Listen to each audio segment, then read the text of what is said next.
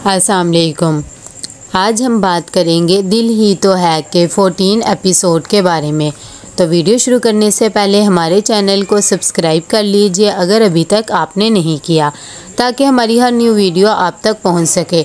यहाँ पर सबरीना जाती है मोहित को देखने के लिए, तभी अनीसा वहाँ पर होती है तो वो कहती है कि मैं आंटी उन्हें देख रही हूँ। अनीसा कहती है कि नहीं, अभी वो सो रहा है, वैसे भी तुम्हें सिर्फ अभी अपनी पढ़ाई पे तवज्जो देनी चाहिए। इतनी देर में सबरीना जब जाने लगती है तो विंडो से देखती है कि मोहित का एक्सरसाइज करवाने वाला आया होता है। वो खैर अपने घर चली जाती है।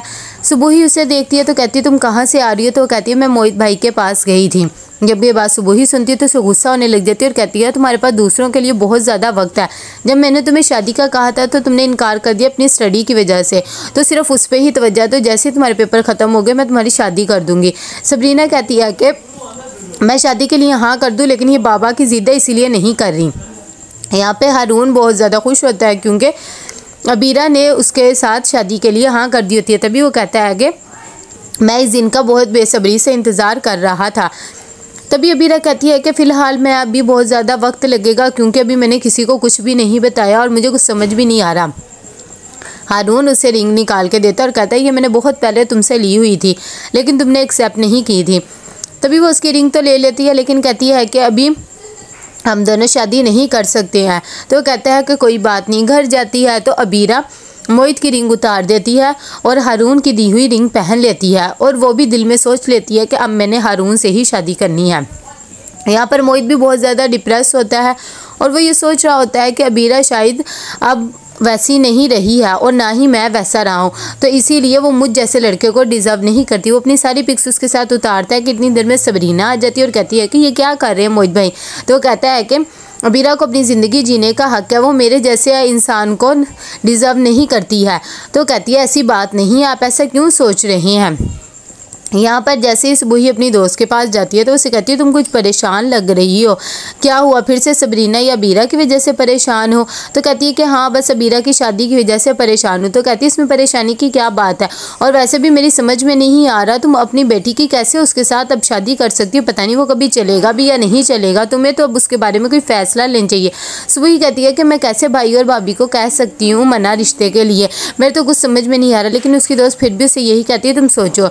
यहाँ पर कुलसूम आती है सरमत के पास और आके कहती है मुझे तुमसे एक बहुत ज़्यादा ज़रूरी बात करनी है। तो कहता है कि हाँ जी करे। तो कहती है कि मैंने जो बात तुम्हें की थी खावर के सामने, तो मैंने यही कहना चाह रही थी कि मुझे लग रहा है कि सबरीना किसी और वजह से तुम्हें शादी से इनकार कर रही है, तुम पता लगवाओ। ये बात जब सरमत सुनता है तो कहता है कि हाँ चलें ठीक है, मैं भी पता लगाने की कोशिश करूँगा, लेकिन मैंने आपकी बात का बुरा नहीं माना था।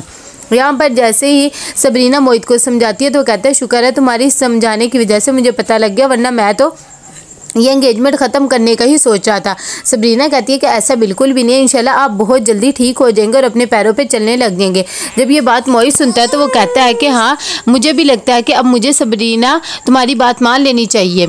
यहाँ पर जैसे ही वो बातें कर रहे होते कि इतनी देर में अनीसा भी आ जाती है और कहती है कि मैं तो भूल ही गई थी तुम्हारे दवाई का टाइम हो गया है।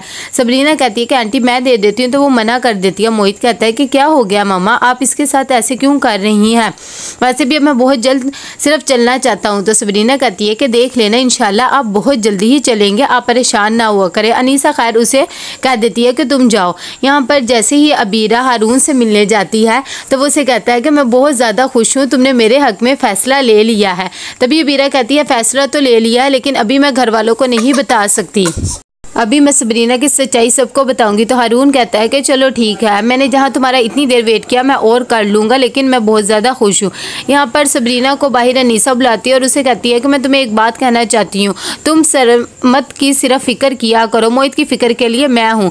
वैसे भी तुमने तो शादी करके यहाँ से चले जाना है तो हमें ही उसका ख्याल रखना है, तुम उसे अपनी इतनी आदत ना डालो, वो तुम्हारे पे बहुत ज़्यादा डिपेंड होने लग गया है। जब ये बातें वो सुनती है तो वो कहती है कि अच्छा ठीक है मैं आइंदा ख्याल रखूँगी इस बात का, और वो वहाँ से चली जाती है।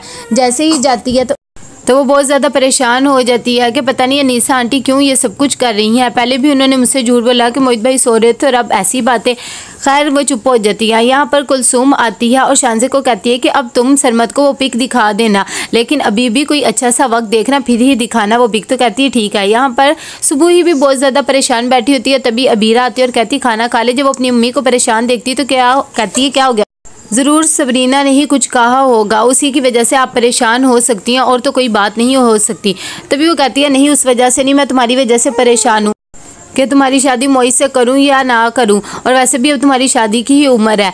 यहाँ पर अनीसा भी बहुत ज़्यादा परेशान होती है। तभी वो कहती है कि मैंने तो आज सबरीना को भी कह दिया, मुझे ऐसे लगता है कि अबीरा शायद उसे अच्छा नहीं लगता है। तो शुजा कहता है कि देखो पहले उन दोनों की दोस्ती थी, लेकिन अब वो बहुत ज़्यादा क्लोज आ गए, कोई भी उन्हें देखेगा तो वो यही समझेगा।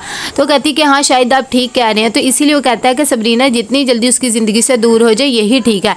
दूसरी तरफ मोहित बहुत ज़्यादा परेशान होता है, वो बार बार अबीरा को कॉल करता है लेकिन वो उसकी अटेंड नहीं करती। तो वो सबरीना को कॉल कर लेता है। सबरीना उसकी कॉल अटेंड करती है और कहती है कि मोहित भाई मैं पढ़ ही रही थी, कोई काम था तो आप मुझे बता दें।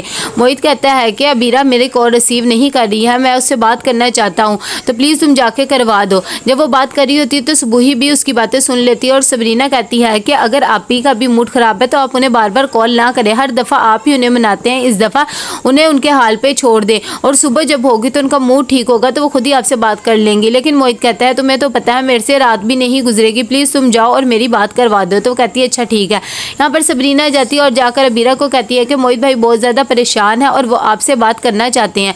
जब ये बात अबीरा सुनती है तो वो कहती है कि मैं उससे कोई बात नहीं करना चाहती हूँ। फिर भी उसके बहुत ज़्यादा इंसिस्ट करने पर वो फ़ोन पकड़ लेती है और कहती है कि क्या बात है, तुम हमेशा मुझे इंसल्ट कर देते हो और मुझे ऐसे ही बातें सुना के रख देते हो।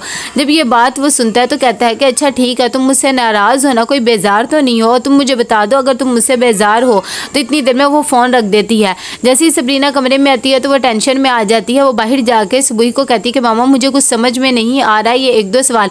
तो जैसे ही उसकी मम्मी को पता लगता है तो कहती है अब खुदा के लिए तुम आधी रात को मोहित के पास ना चले जाना, तुम्हें क्या समझ नहीं आता, अबीरा ने भी तो सारी स्टडी खुद ही की है ना, आओ मैं तुम्हें समझाऊँ। कहती इतना आसान तो है ना। वो उसे बोलने लग जाती है और सवाल समझा के कमरे में भेज देती है। जब सबरीना कमरे में आती है तो कहती है कि मुझे तो लगता है किसी को भी मेरी ज़रूरत नहीं है, वो बहुत ज़्यादा परेशान हो जाती है। तो कैसे लगा आपको ये एपिसोड, लाइक कमेंट शेयर करके लाजमी बताइएगा। अल्लाह हाफिज़।